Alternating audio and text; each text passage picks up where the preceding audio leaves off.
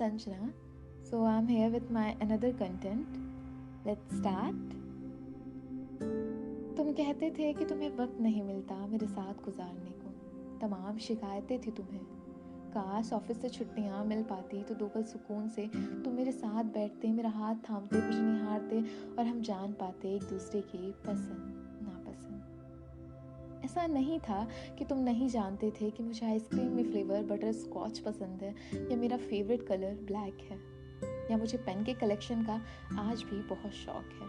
और शायद ऐसा भी नहीं था कि मैं तुम्हें नहीं जानती थी कि तुम्हें मुझ पे येलो कलर बहुत फपता है, या तुम्हारी फेवरेट डिश मेरे हाथ के बने वो मलाई कोफ्ते हैं। पर अब शादी के इतने सालों बाद भी क्या हम बस इतना ही जानते हैं? मैं आज भी बहुत कुछ जानना चाहती थी तुम्हारे बारे में, और बेशक तुम भी समझना चाहते हो मुझे। शिकायतें और भी थी तुम्हें कि इतने सालों में हमने एक दफ़ा भी साथ फुर्सत की चाय नहीं पी है। फहरिस्त यहीं ख़त्म नहीं होती। तुम दूर खड़े मुझे खाना बनाते देख निहारना चाहते थे, मेरे बालों में अपनी उंगलियां फिराना चाहते थे, मेरी आंखों में खो जाना चाहते थे, मेरी ख्वाहिशें पूरी करना चाहते थे। और कुछ चाहते मेरी भी थी।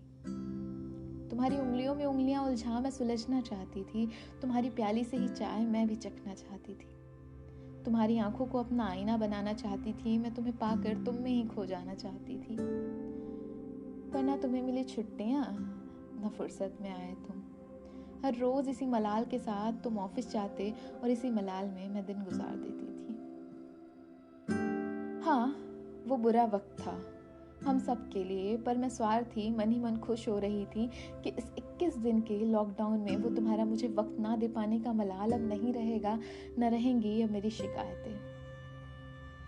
पर इन छुट्टियों से तुम खुश नहीं थे।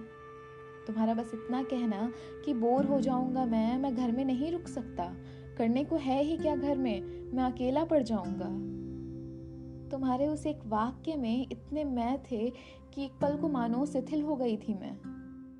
तुम भी मैं हो चुके थे और मैं भी।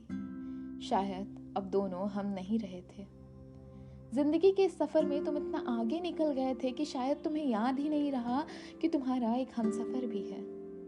जो थोड़ी बची कसर थी वो तुम्हारे दूसरे वाक्य ने पूरी कर दी कि तुम क्यों उदास हो गई, तुम्हारा क्या नुकसान हो गया, तुम्हें तो वैसे भी घर में ही रहना है। मेरे सारे अरमान वहीं धराशाही हो गए। मेरा मन जो खिल उठा था कि मानो वसंत ऋतु आ गई है, वो पतझड़ में तब्दील हो गया। पर अब शायद हर चीज से समझौता करना किस्मत बन चुकी है मेरी।